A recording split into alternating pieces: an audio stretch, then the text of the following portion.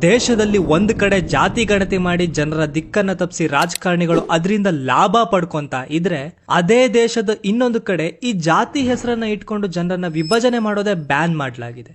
S, correct, ನೀವು ಕೇಳಿದ್ ಸರಿಯಾಗೇ ಇದೆ. ನಮ್ಮ ಕರ್ನಾಟಕದ ಸಿದ್ದರಾಮಯ್ಯವರ ಸರ್ಕಾರ ಜಾತಿ ಹೆಸರಲ್ಲಿ ಜನರನ್ನ ಡಿವೈಡ್ ಮಾಡಿ ತಮ್ಮ ವೋಟ್ ಬ್ಯಾಂಕ್ ಅನ್ನ ಭದ್ರ ಮಾಡ್ಕೊಳ್ಳೋಕೆ ನಿರ್ಧಾರ ಮಾಡಿದ್ರೆ, ಉತ್ತರ ಪ್ರದೇಶದ ಯೋಗಿ ಸರ್ಕಾರ ಜಾತಿ ಹೆಸರಲ್ಲಿ ಜನ ಬೇರೆಯಾಗಿ ವೋಟ್ ಹಾಕೋ ಪರಿಸ್ಥಿತಿ ಬರಬಾರದು ಅನ್ನೋದ್ರ ಮೇಲೆ ಕೆಲಸ ಮಾಡ್ತಾ ಇದೆ. ಅಲ್ಲಿ ಈಗ ಈ ಜಾತಿ ಹೆಸರನ್ನ ಇಟ್ಕೊಂಡು ಯಾವುದೇ ಕೆಲಸ ಮಾಡೋದು ನಿಷಿದ್ಧ, ಮೀನ್ಸ್ ಟೋಟಲಿ ಬ್ಯಾನ್.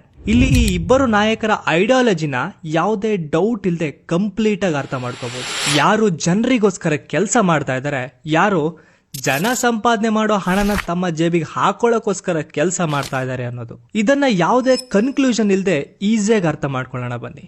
2015ರಲ್ಲಿ ಇದೇ ಸಿದ್ದರಾಮಯ್ಯ ಅವರ ಸರ್ಕಾರ ಅಧಿಕಾರದಲ್ಲಿದ್ದಾಗ 162 ಕೋಟಿ ಈ ಜಾತಿ ಗಣತಿಗೆ ವ್ಯಯ ಮಾಡಿತ್ತು. ಇದರ ಫಲಿತಾಂಶ 0. ಯಾಕಂದ್ರೆ ಅದನ್ನ ಅನ್ಸೈಂಟಿಫಿಕ್ ಅಂತ ಮೂಲೆಗೆಸಿದ್ರು. ಅಲ್ಲಿಗೆ 162 ಕೋಟಿ ನೀರಲ್ಲಿ ಹೋಮ. ಈಗ ಇದನ್ನ ಮತ್ತೆ ಸ್ಟಾರ್ಟ್ ಮಾಡಿದ್ದಾರೆ. ಆದ್ರೆ ಈ ಸಲ ಇದಕ್ಕೆ 420 ಕೋಟಿ ವ್ಯಯ ಮಾಡ್ತಾ ಇದ್ದಾರೆ. ಇದ್ ಯಾವ್ದ್ರಿಂದನೂ ಸಹ ಜನಸಾಮಾನ್ಯರಿಗೆ ಒಂದು ನಯಾ ಪೈಸೆ ಕೂಡ ಲಾಭ ಇಲ್ಲ. ಇದರಿಂದ ಲಾಭ ಆಗೋದು ಮಾತ್ರ ಈ ಪೊಲಿಟಿಷಿಯನ್ಸ್ಗೆ. ಅವರ ವೋಟ್ ಬ್ಯಾಂಕ್ ಅನ್ನ ಅವರು ಭದ್ರ ಮಾಡ್ಕೊಂತಾರೆ ಅಷ್ಟೇ. ಇದ್ಯಾವುದನ್ನು ತಿಳ್ಕೊಳ್ದೇ ಇರೋ ಜನ ಆ ಭಾಗ್ಯ ಈ ಭಾಗ್ಯ ಅಂತ ತಮ್ಮ ಓಟನ್ನ ತಾವೇ ಮಾರ್ಕೊಂತಾರೆ. ಎಲ್ಲಿವರೆಗೂ ಈ ರೀತಿ ಕೆಟ್ಟ ವ್ಯವಸ್ಥೆ ಇರುತ್ತೋ ಅಲ್ಲಿ ತನಕ ಈ ದೇಶ, ಈ ರಾಜ್ಯ ಉದ್ಧಾರ ಆಗೋದಕ್ಕೆ ಸಾಧ್ಯನೇ ಇಲ್ಲ.